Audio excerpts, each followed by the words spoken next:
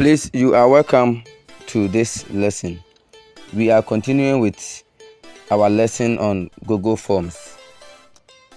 In our previous lesson, we learned how to set questions with Google Forms. In this lesson, we are going to learn how we can check responses, how we can assign scores to the question set, how we can set a progress bar for the responses, how to get a link that will be shared to people to respond to our questions, how to get email notification for new responses, and then finally how to set timer for our questions.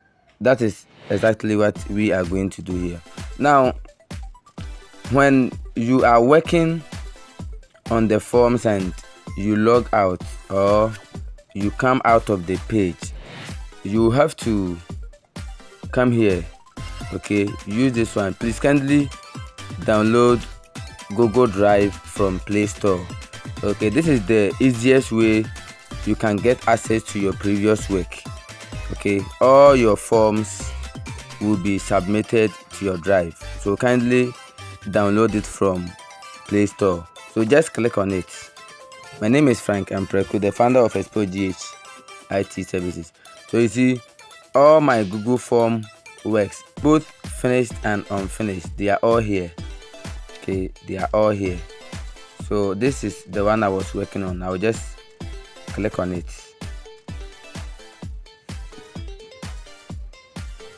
and straight away it will take you to the page so that you can continue working on it. Okay, so now that we have finished with the questions, let's come here, responses. Then this one, you see, we have this one, accepting responses. The moment you disable this one, it means that nobody will be able to use the link to answer the questions again. Okay, so if you want to continue taking responses, then this one must be on. Then click on the three dots here. We have this one, getting email notification for new responses. Whilst people are answering, if you want to be getting notification, then you enable this one. So just click on it, and you see email notification enabled. So anyone who attempts your question, you get notification. Okay, so let's leave this one. Then let's come here, click on settings. Okay, so now let's come here. We are going to, like I said earlier, we are going to set progress bar, how to get a link. We are going to set timer and then assign score to our quiz. Okay, so now because it is a quiz, enable this one. Okay, enable this. Alright, so the reason why we are enabling this one is that we want the question to automatically mark our questions. Okay, we want to set it that automatically it will mark and then give us feedback. And then we want to also make it in such a way that our learners will be able to know the correct and then the wrong answers. So that's why we are working on this area.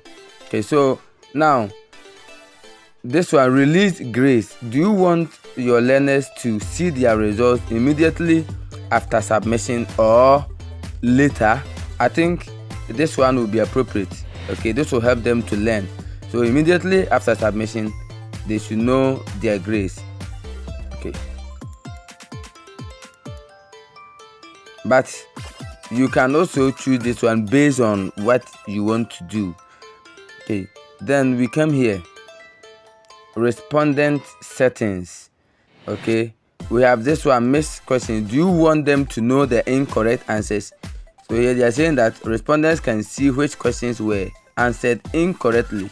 Yes, let's enable this one so that they know the incorrect answers. Then respondents can see correct answers after grades are released. So after the questions have been marked, they should be able to know all the correct answers.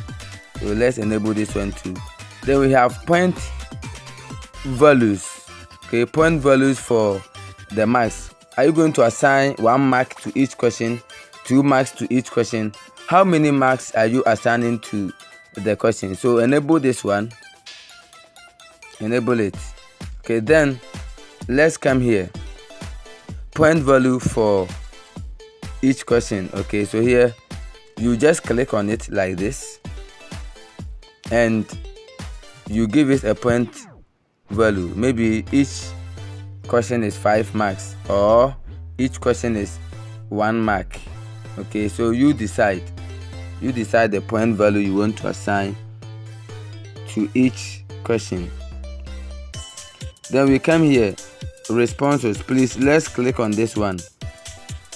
Okay, good.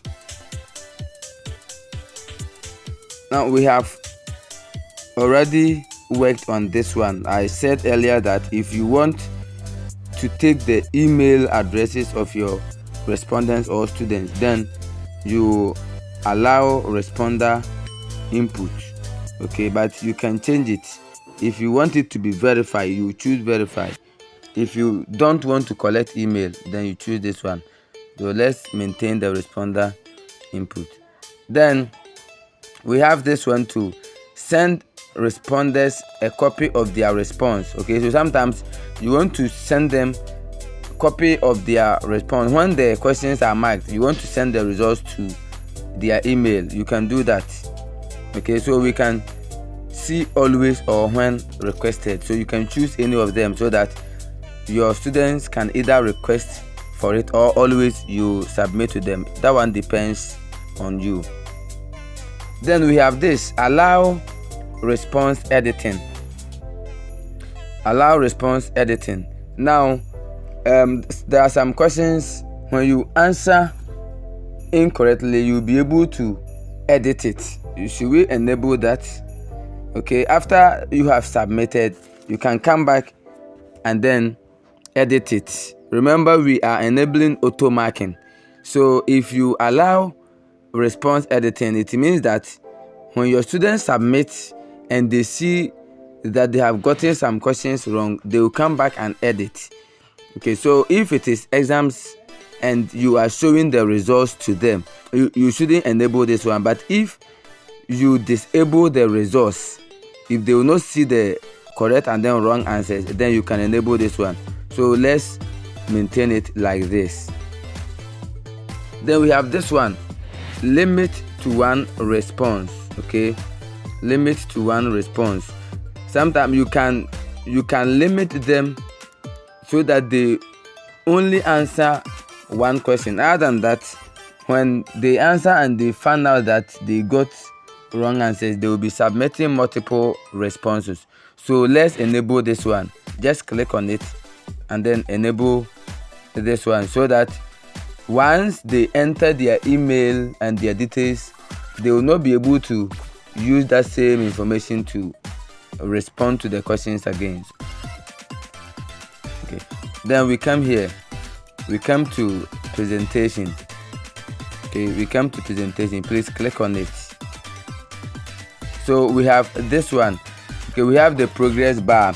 After they have responded, do you want to see the progress bar?